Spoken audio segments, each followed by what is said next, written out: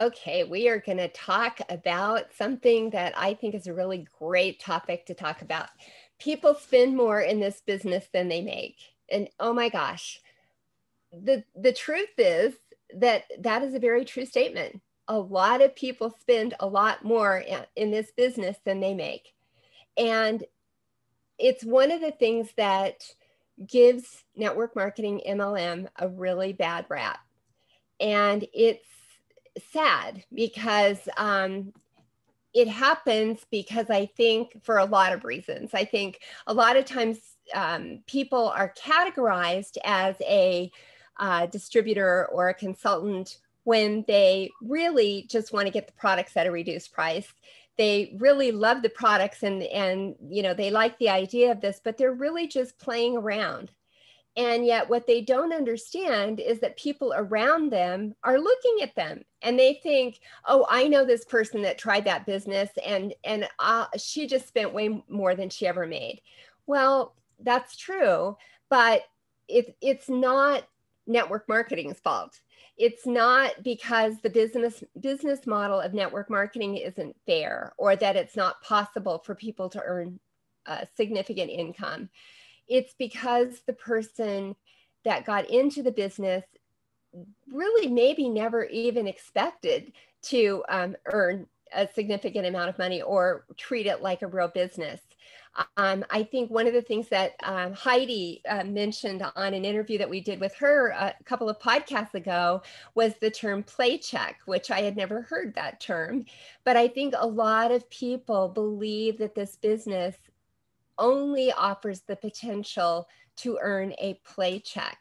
And I think that's because a lot of people do earn a play check because they are not really going into the business expecting to earn any more than that. We talked about expectations, on one of our podcasts as well. But I think, again, a lot of people are really getting into it more because they really want to use the products and get the products at a discount. So this is a sad topic to me because it's true. It's one of those where it's half the truth. And if you are that person and you are in a business and you are spending more money than you're making and you just love the products, then so what? You got a great discount, you've got products that you love, and that's okay. The distinction really is because not everybody has to build a business. We love people where they're at. That's what my philosophy's always been. And, whatever, and it changes, where somebody's at and what they want to do today is different 3 months from now and could be different 3 years from now. And it changes for me and where I'm at and what I'm interested in. So I understand that people come in and their expectations and what they want to put in and what they want to get out of it changes. And that's okay.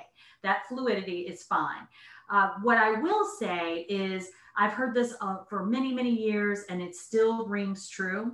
If you treat this like a hobby, it will cost you the way that a hobby does, just like any of our hobbies cost, whether it's knitting or fishing or whatever your hobby is, it costs you, but you spend the money on it because you love it and you get something out of it. And you might be getting great products. You might be getting great social interaction. You might be getting great personal development. But just know that you're treating it like a hobby and it's costing you like a hobby. When you treat your business like a business, it can pay you like a business. And we're going to show you some examples here. We're going to walk through what that doesn't look like, and then we're going to walk through what does it look like to treat it like a business. Well, I wanted to talk about the fact that this, to me, I always think about, I love analogies. You were giving an analogy about a garden before this. I really think that network marketing is a lot like a gym membership. I think that if we could just imagine that we are going to measure a gym the same way that we measure network marketing. So think about how many people join a gym and they never go. I know so many people that do this in January. They join a gym, they commit to this monthly amount, They spend the money as if they think that by joining the gym, they're going to magically get in shape. They never do. So they spend money and get nothing. There's those people out there. Then there are the people that spend the money, go to the gym the first month, and they stop.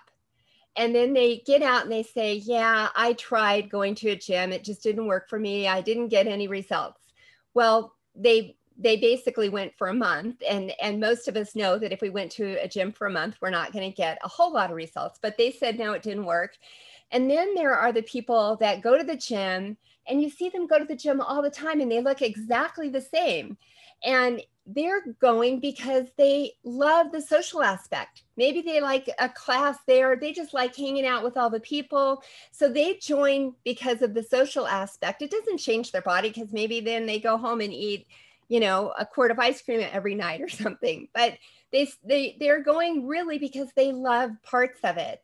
And then there's the person that goes to the gym, hires a personal trainer, goes religiously, does everything that they commit to doing, and you see a major transformation in them. They become healthier and more fit. And that's the person that really takes full advantage of it.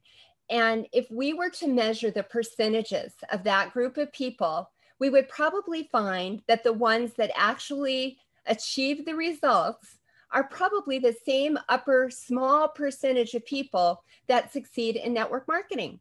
It's the same thing. People get into network marketing. Some of them do absolutely nothing. They get nothing out of it. Some of them try it for a while, they leave.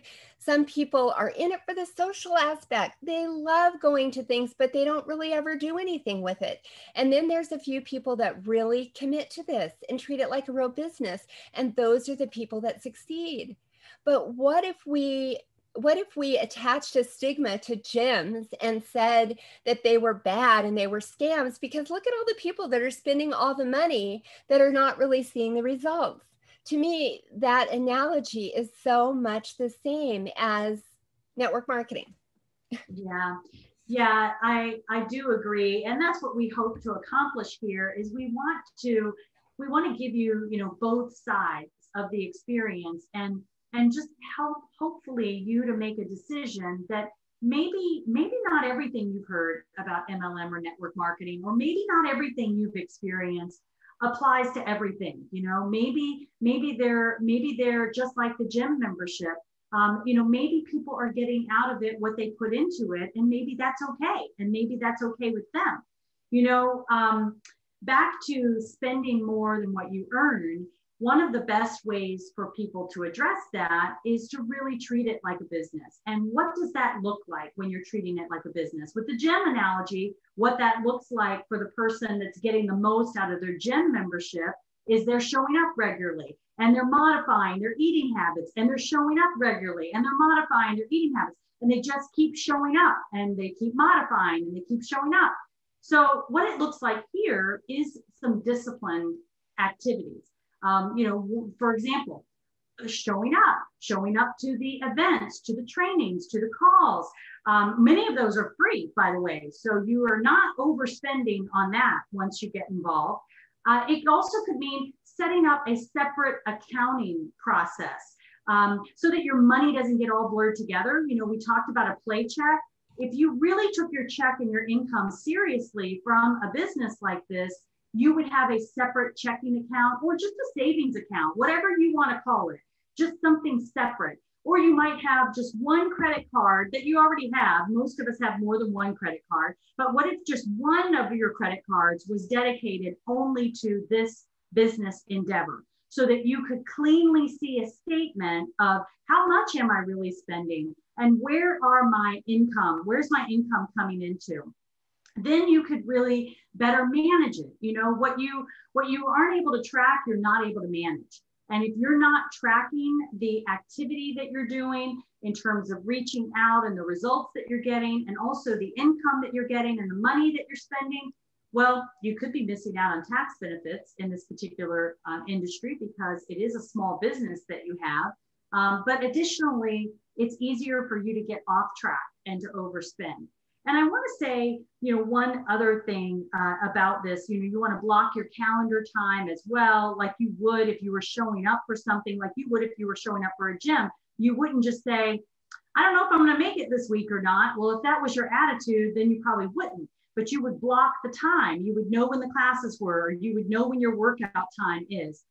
So if you're treating this like a business, you're doing that too. You're blocking the time to get the work done. The last thing I want to say, and we see this happen all too often, and I understand why it happens, but a lot of times people will make a decision to buy up inventory to reach a certain rank or to reach something, to qualify for something.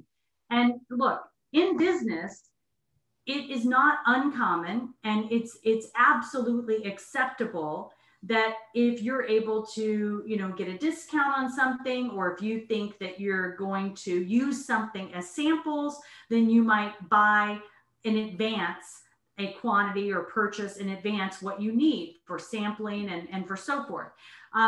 However, I would caution against buying up just for the sake of hitting a certain title. Just be sure that whatever you're buying, you're going to be able to use. And I just would not advise, and I do believe we get a bad name in this industry when people are buying up and then they're not using what it is that they bought, and then they feel that they spent more money than what they earned. I always say that, your identity is not associated with that title. So whatever that title is, whatever that thing is that you want, that does not define you, and your identity is not associated with that. So let your business grow and mature to what that title is, and don't feel the pressure that you have to buy up for that title, because you're going to resent it later. So make smart business decisions, and that'll always guide you. And yeah, I think I'm so glad you touched upon that, Laura, because I think a lot of times, again, that's one of the things that the people watching, the spouse at home or whatever that sees all of this stuff there, and, then they're down on the business because it appears to them that it's, just costing a lot of money, and they don't see the money coming in. So, and that's so short-sighted. I mean, if anybody, I think, is ever encouraging you to do that, that's kind of a big red flag, because we're getting paid to be brand ambassadors for products, and that's products that are being purchased by somebody else, not just by us. So I think that's really important. So glad we talked about that. Very good. Well, do you have any closing thoughts on this topic? Nope, I think that's good. Thank you. All right. Thank you.